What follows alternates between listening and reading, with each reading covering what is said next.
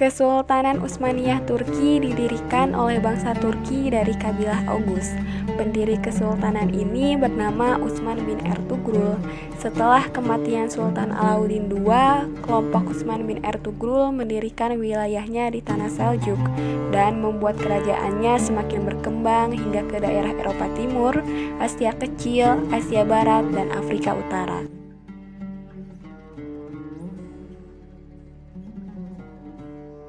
Perkembangan sastra Muslim tidak terlepas dengan adanya beberapa faktor internal yang melatar belakangi lahirnya aktivitas bersastra dan karya sastra pada masa Imperium Islam Turki Utsmani.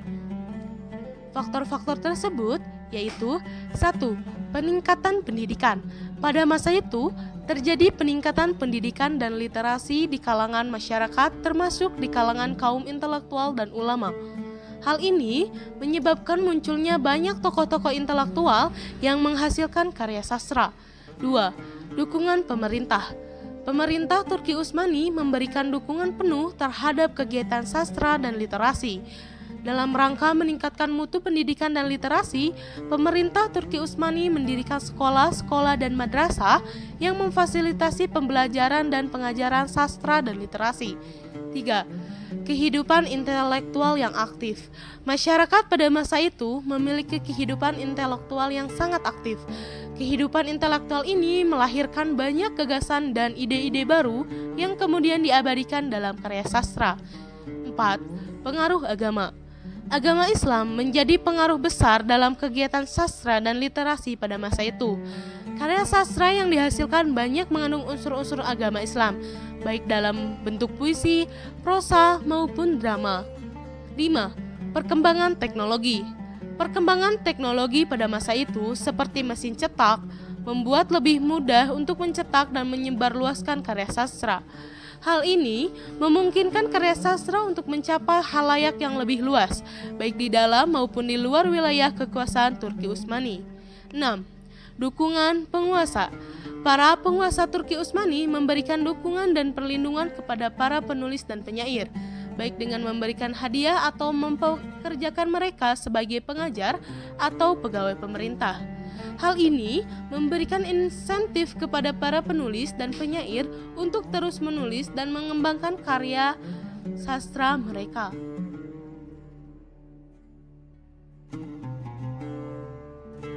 Selain beberapa faktor internal, ada pun beberapa faktor eksternal yang melatar belakangi lahirnya aktivitas bersastra dan karya sastra pada masa Imperium Islam Turki Utsmani.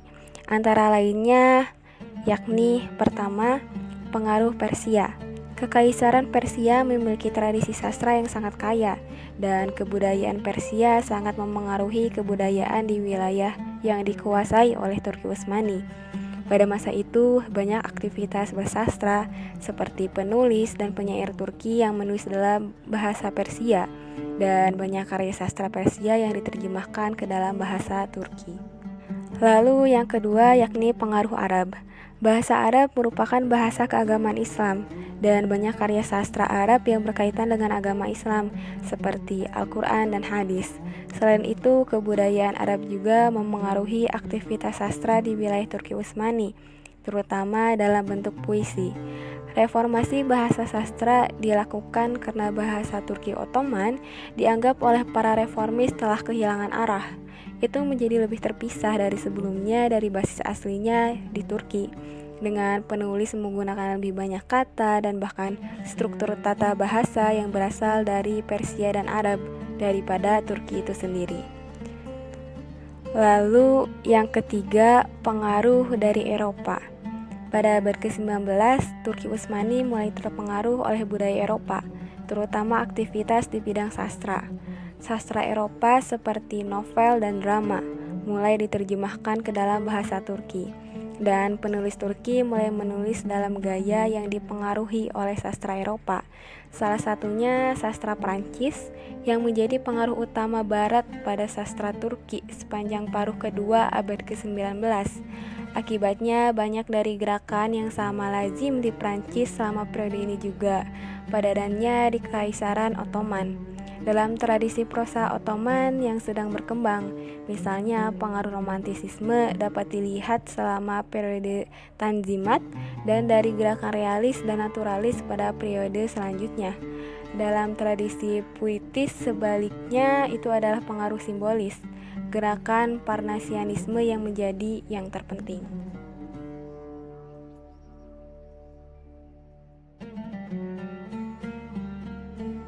Tiga sastrawan terkenal pada masa Turki Utsmaniyah. Setidaknya, ada tiga genre utama dalam kesusastraan Turki sejak zaman Kesultanan Utsmaniyah, yakni epik, puisi, dan cerita rakyat. Sejarah sastra pada negeri ini dikemukakan setidaknya sejak abad ke-10 hingga kini. Berikut beberapa sastrawan yang dikenal pada masa Turki Utsmaniyah. Yunus Emre. Yunus Emre hidup dari tahun 1238 hingga 1320. Dia merupakan seorang penyair dan sufi Turki yang sangat berpengaruh. Yunus Emre berpengaruh besar pada kesusastraan Turki, bahkan berabad-abad setelah wafatnya. Sesudah Ahmet Yesevi dan Sultan Walad, dia menjadi penyair yang mengawali penyusunan karya dengan bahasa Turki. Dia tidak memilih bahasa Persia atau bahasa Arab, layaknya penyair-penyair lain di wilayah negeri ini pada masa itu. Banyak diksi yang dipakainya terinspirasi dari dialek masyarakat Anatolia Tengah dan Barat. Puisi-puisinya pada umumnya menggambarkan tema cinta ilahi serta nasib manusia.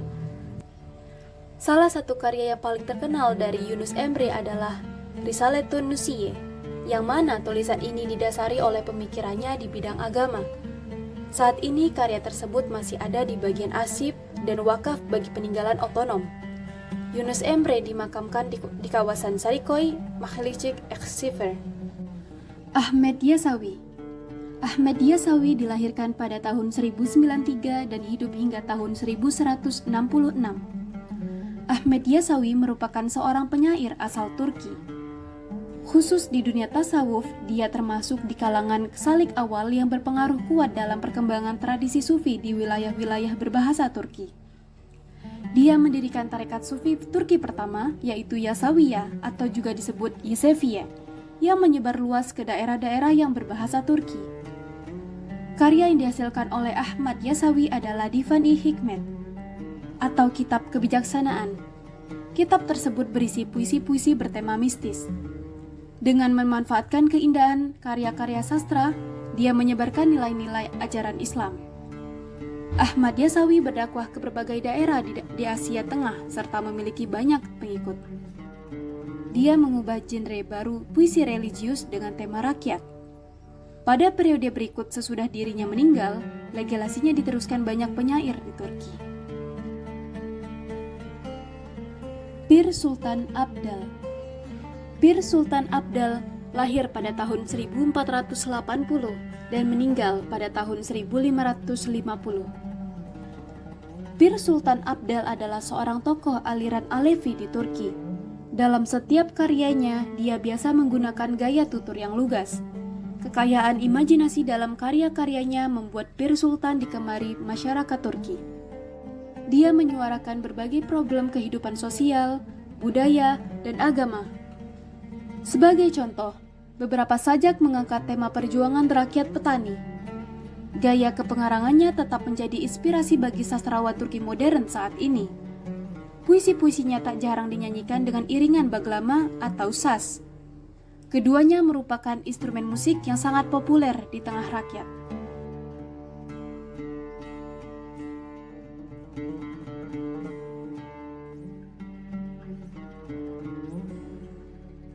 Bentuk-bentuk karya sastra yang lahir pada masa Turki Utsmani.